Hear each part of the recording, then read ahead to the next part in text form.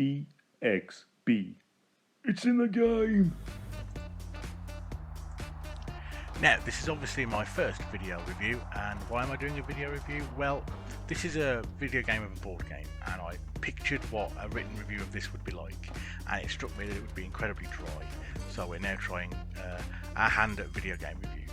Now, whilst games like XCOM and Final Fantasy Tactics have often been described as being board game-like, this, Gremlins Inc, is a full-on board game. I think cardboard copies of this might even exist. There's an unboxing video knocking around on YouTube. It's certainly a game that you could make in proper cardboard, but for now we have this software version of it. I suspect because distribution is much easier for software than it is for physical boxes like board games. Regardless, I'm no stranger to modern board gaming. I play a lot of them myself, so I was quite excited to dig into Gremlins Inc and really see what it was like under the bonnet. And my first impressions were very good.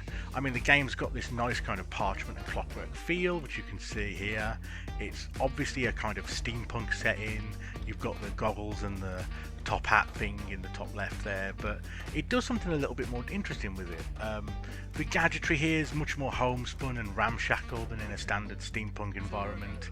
There's a whiff of like the orcs and goblins from Warhammer to everything. Everything looks like it's been like welded together out of these huge sheets of metal, and the overall visual direction is something I've actually really grown to like. All the illustrations on the cards, they have this like sense of humour to them. This is a lot less po-faced than a lot of sort of similarly steampunk themed games. And those good impressions, they continue throughout the interface really. I've dabbled in a lot of software interpretations of board games, especially like most recently I've been playing a lot of Tharsis, which is another sort of what I'd call a software board game, and it's on Steam right now. And I have to say, this is probably the best interface, the one in Gremlins Inc, that I've found in any of those games. It just gets everything right. The board here, it just looks lovely, everything's fairly clear, and once you've gotten used to how the game actually works, which is not a small undertaking, this is a fairly complex game, but once you're used to it, you can see at a glance what's going on, you can understand the status of the game. The thing I really like is that on the right hand side here you can see your hand of cards. They're really big chunky pictures, and that's the exact level of importance that your hand should have in a game like this. I really like that they made that decision to put the cards front and centre in that way. As video game interpretations of board games go, this is honestly pretty close to flawless. Which is why it's a bit of a shame that the actual board game is kind of bad. I play a lot of board games. I love me some Paragrid. When I do the podcast, you can often see a box of viticulture in the background. I've got a lot of experience, especially with like modern tabletop gaming, these economic engine builders. I really enjoy them, and this is definitely of that ilk. Definitely an economic engine game. You move around the board, you gather resources, you start to specialise in certain things, and you try to use that groundwork to put together a kind of economic engine that will just start burping victory points up into your lap until you hit the magic 30 points, and then you win the game. And that's all great stuff. And as I learned the rules, which really did take some time, I mean, I would put this game at something like a medium to heavy end of the rules spectrum. It's complex, but as you learn the rules, the game seems really interesting. There's lots of things to consider, there's opportunities to specialise, multiple paths to victory are available, and there's all these neat little tricks and traps lurking in amongst the cards and systems that you start to notice as you first pick up the game and start to play it. But as you play it, you also notice that the game is just insanely chaotic. It's this whirling dervish of just insane things happening turn after turn, and all those like systems and resources that you're dealing with, they cry out for a long-term plan. The game really wants you to sit and scheme and work your moves several turns in advance and carefully plot a course through all this.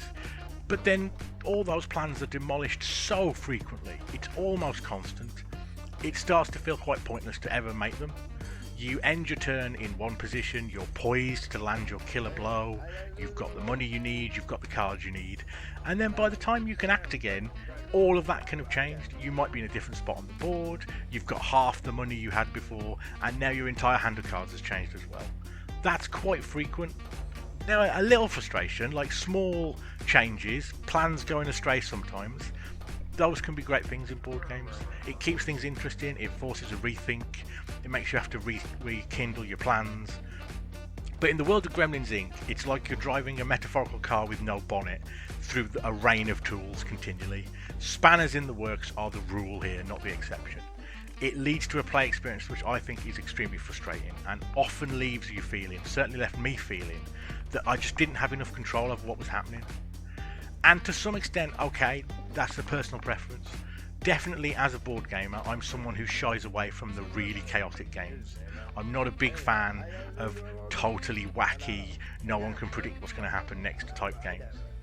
And I know there are groups out there that do love that sort of thing, and for whom the idea that they're going to take a turn and accidentally destroy one of their friends' plans that's been schemed for hours, that's probably hilarious to them rather than infuriating like it is to me. And that's fine, like good luck to them. If people that are sort of gaming, that sort of gaming is here in spades, and I think you'll probably enjoy this game. But there is another problem with this game, and I think this one is a lot less subjective. I think everyone will have this problem. Typically, in a game like this, board games, they tend to accelerate towards like a big climax. Players get their economic engines online, and then it becomes a kind of race to just earn the victory points as quickly as you can, and all the players go screaming towards the finish line, having essentially kind of broken free of the economic constraints that the early and middle game placed upon them. Gremlins Inc, on the other hand, has an incredibly stodgy and very attritional final phase of play, and it leads to the game feeling like it's really quite badly outstayed its welcome. Ultimately, what causes this problem is there's this malice mechanic in the game. Malice is a measure of how nasty you've been during the course of the game. Each time you do something morally dubious, the game will give you malice points.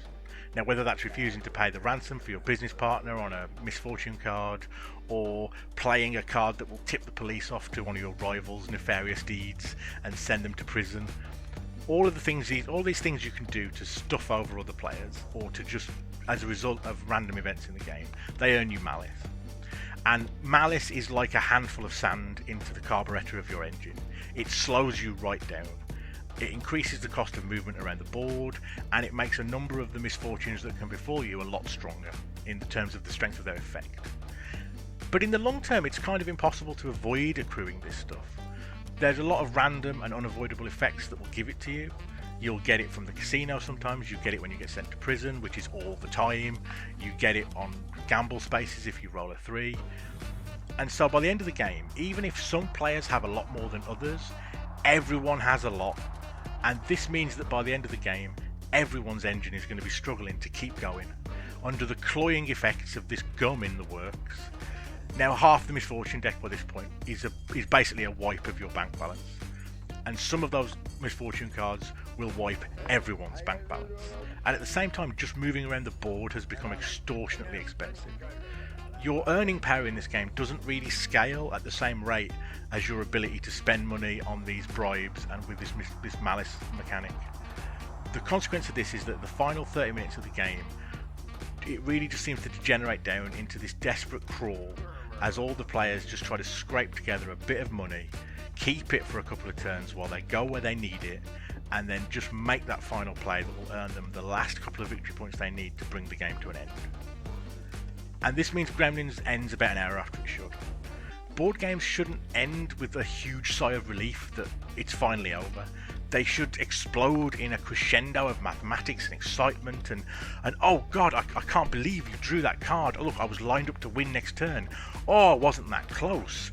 I mean, Gremlins is always a close finish, but it's a close finish with all the participants collapsed inches from the end, trying to find the strength to just reach their fingertips over the line. And that's a real shame, because visually and conceptually, this is a lovely game. The developers have nailed so much of what I want from software interpretations of board games. The online play in particular has got lots of nice features in it. I like the way that the achievements in the game unlock emoticons and little actions you can perform to just make the play experience more interesting online. That seems to be something that would really work and really bring players into it on a regular basis. It's just that this ending and the tendency for the games to just drag on, it's a problem. I think it just needed a bit more playtesting and maybe a bit more streamlining in some of the rules to really make this final product sing. It's an interesting experience. I can't say I didn't enjoy it at times. I think the early stages of a game of Gremlins can often be very enjoyable, but after playing 4 full-length games, all of which ended in that same sort of stodgy war of attrition, it's very hard to feel motivated to start the 5th. And so I'm going to have to give Gremlins Inc. 3 stars.